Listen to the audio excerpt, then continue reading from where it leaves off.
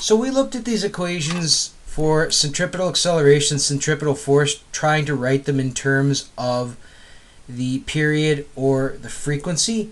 Now that we've also talked about orbital speed, now that we've talked about angular velocity, and we know that angular velocity, this omega, is equal to 2 pi divided by t, what that does is that allows us to write the centripetal acceleration and the centripetal force in terms of that angular velocity. So the centripetal acceleration is just going to be omega squared times r, and the centripetal force being mass times centripetal acceleration, it's just going to be that mass times that angular velocity squared times r. So we just want to see that in one quick example. Like we've already done this one earlier, so let's look at this last example here.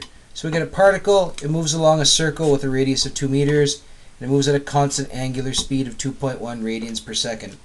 Let's determine the centripetal acceleration of the particle. So the centripetal acceleration of the particle, we know that it's omega squared r since we have the angular velocity. So we get that 2.1 radians per second squared. We have our 2 meters. So if we do that, we're going to get about 8.8 meters per second squared.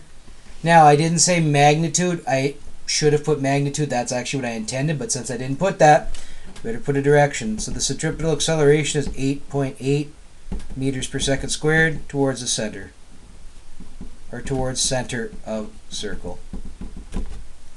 And that's pretty much all you have to know about how to relate centripetal acceleration force to angular velocity.